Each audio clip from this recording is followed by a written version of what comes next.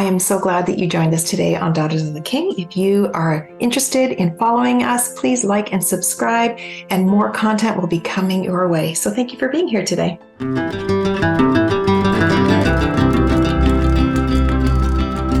Well, hello, everybody, and welcome to the brand new series that I'm launching called Daughters of the King. I'm so glad that you're here with us today. I have my very first guest. I have Sydney Moretsky, who happens to be my niece, and she is going to be sharing with us today a very interesting topic that I know we all struggle with, and it's about control and who really is in control of our lives. So I have Sydney here today, and we're going to talk a little bit about her life and her journey so far. So I just want to welcome you here to Daughters of the King, Sydney. Thanks so much, Auntie Sandy. No, it's just a pleasure. It's fun to be chatting with you on this podcast as opposed to just on the couch, but it's very fun. I love it. Fun. Yes. So why don't you share a little bit about you so that the viewers get to know you a little bit better? For sure, yeah. So I'm Sydney. I'm, first of all, a follower of Christ. It's been a lifelong journey. I was raised in a Christian home and always believed that I was going to follow the Lord. But it's definitely become more real to me over the years. Especially, I feel like every single year it changes and I'm growing all the time. But so I'm the oldest of 8 kids. So I have a lot of siblings. And then I just got married last year to Nathaniel. And we had a baby right away. And she is now 8 months this week. So her name is Noah. And she's just the cutest little girl. Yes, she is. I 100% agree. She's adorable. I know. Love her. And then Nathaniel and I, we've been, ever since we were together, we've been involved in our church with first youth. And Nathaniel's youth director there. And I was alongside him as youth leader and worship leader there. And then also now we're doing young adults together. That's more the main thing after having, so we're doing that together. And then in my other time just at home, I'm at home, but I'm also teaching piano. So that's great. My passion and my skill that I love to be able to share with people. It's beautiful. Actually, that's really interesting. Maybe you should share just a little bit about your piano and your background with that, because it's very exciting. And I'm so proud of you. I played piano my whole life, really. My mom would claim that she started me in music at 6 weeks old. She did. I was not that avid of a lesson person for Noah, but we'll see how it goes. I officially started playing piano, I think around age 4. And then I was always super interested and always very passionate about it. And when I finished homeschool high school, I just decided to do that full time. So I did the RCM program, Royal Conservatory of Music, and I completed that over COVID with my ARCT in piano performance. So that was quite the journey. That was a whole ordeal over COVID for sure, doing the video exam as opposed to the in-person exam. I had to completely memorize my 45-minute program and record it in one video, and it was just very mentally draining, but we did it. It was such an incredible accomplishment, and what you went through to receive that final piece of paper was truly a test of faith and patience. And again, going right back to what you wrote about how God is in control. And at that time, I think you felt like you were out of control. And I know your parents were frustrated. Everybody, it was hard because there was no one to see in person and no one to talk to. And you had to just go by faith constantly.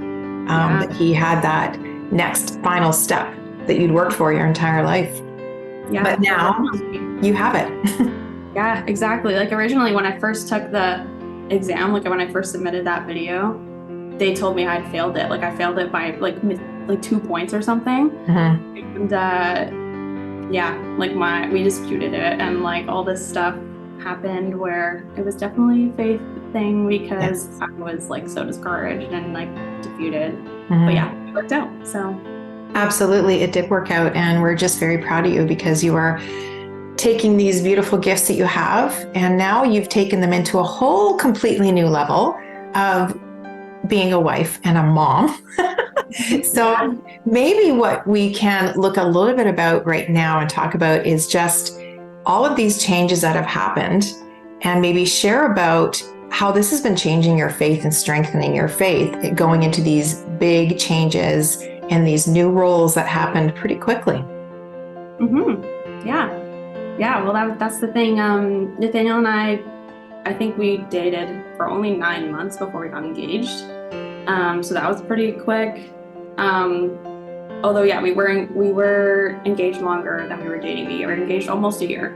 But yeah, we were in a relationship and married within a year and a half, I think. So yeah, so that was a quick change. But then I at least, how I described it to people, looking back on getting ready to get married versus getting ready to have a baby, was getting ready to get married. I had all of this time to kind of lead up to the wedding.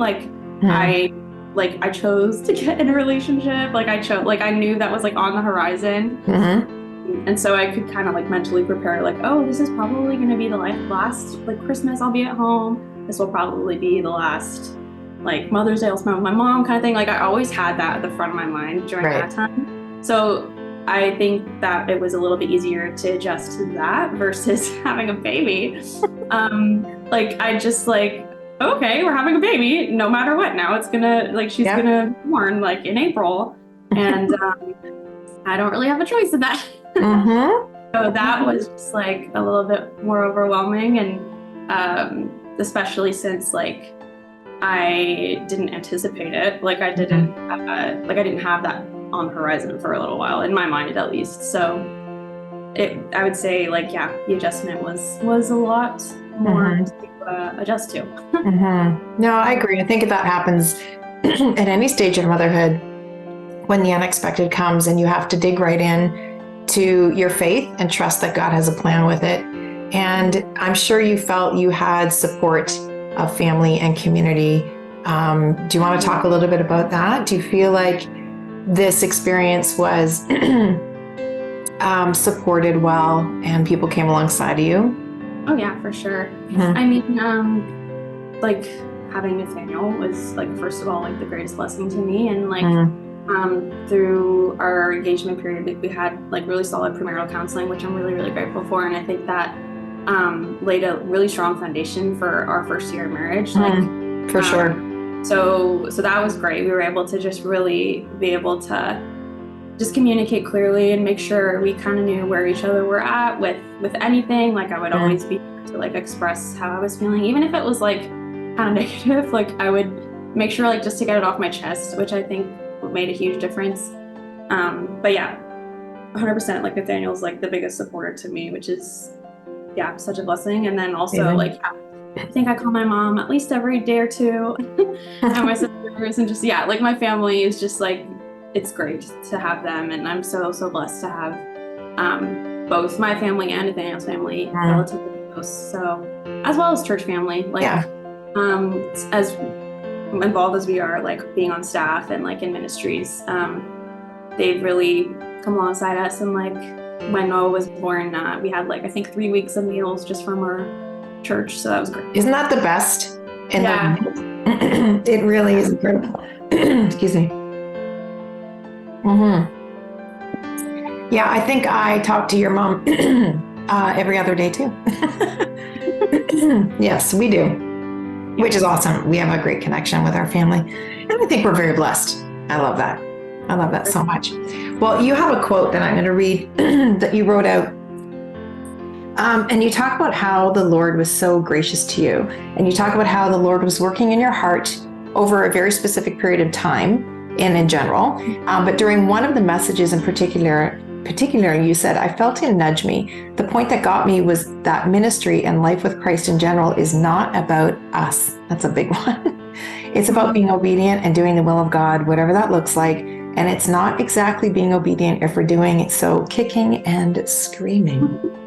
I loved that, because it's easy for us to say, okay, Lord, fine, I'll just do it. But then there's this heart issue. So how did you kind of get from the head to the heart and really truly just surrendering when you had all these really big things happening and big changes really fast?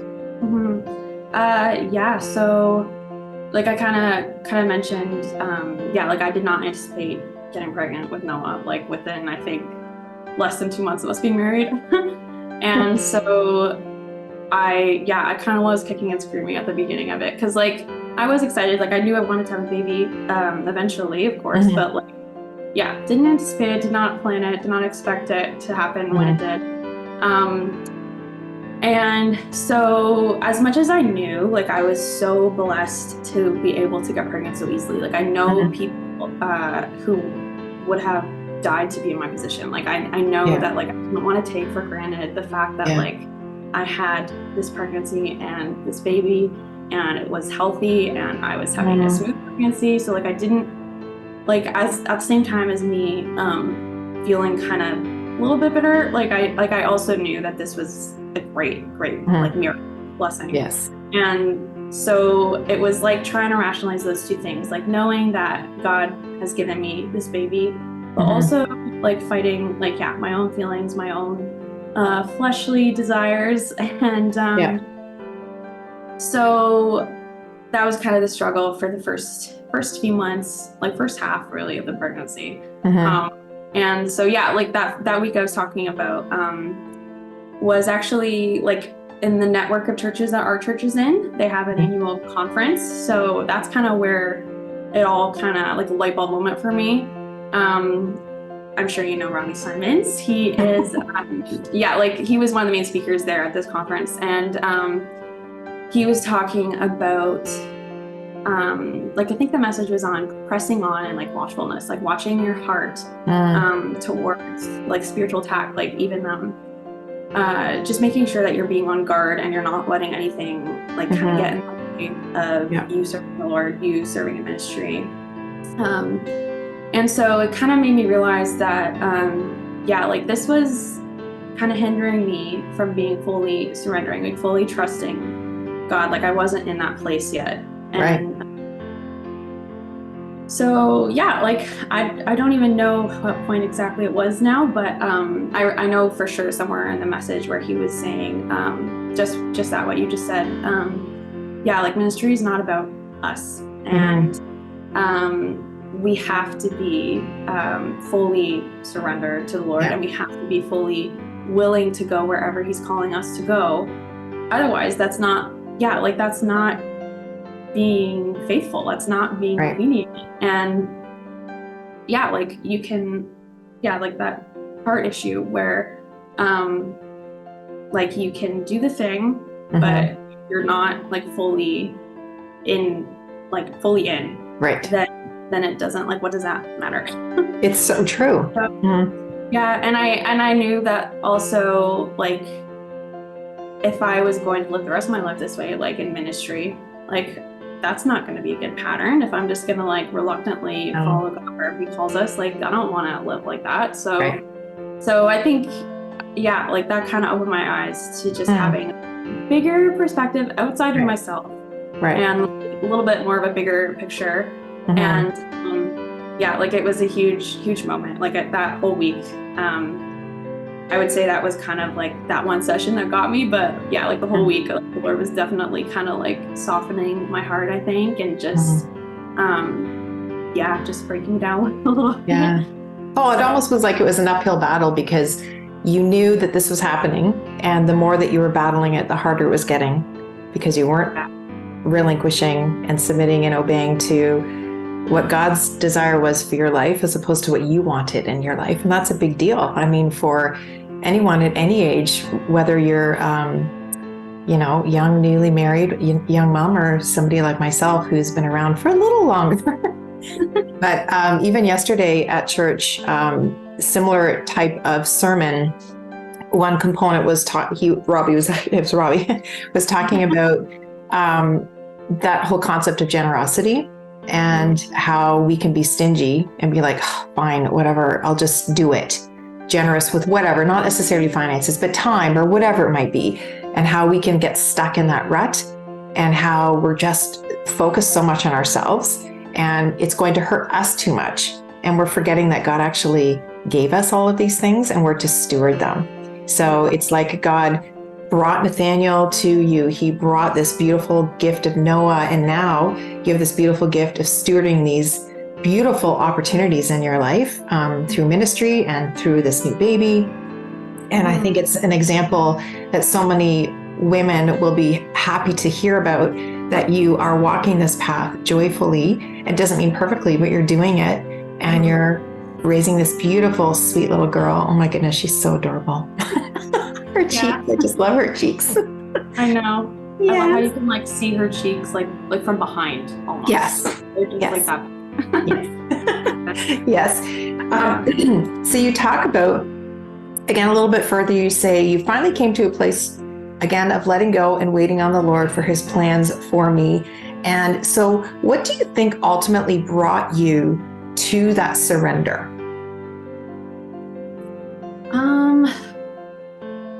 Yeah, I've always known like God is in control and God is sovereign, and he plans, like his plans are higher than mine, and he knows what I need more than I know what I need. Yes, so good. I think I always knew that, like I knew those truths, but yeah, it was getting to the actual like, do I believe them? Yeah. So and am I going to live in light of that? Yeah. So I love that. So I think that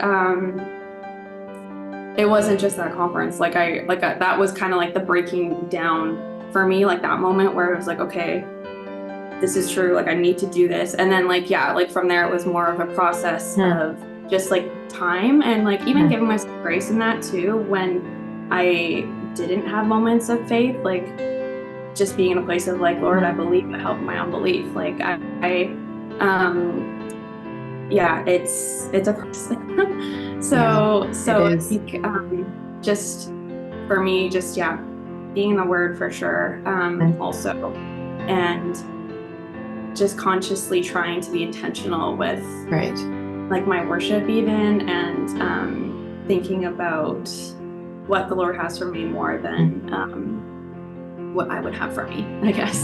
I love what you said about the grace, because I think we all have seasons where it's not necessarily we're doubting God's existence, but we're doubting, is this really what you want for me? Do you really know? And once you get to that place, it's almost like you've walked through this barrier. And then once you've stepped in, and you can probably relate to this, there's almost like this overwhelming peace that goes with it, that you're like, okay, finally, I'm going to rest in your will, not mine.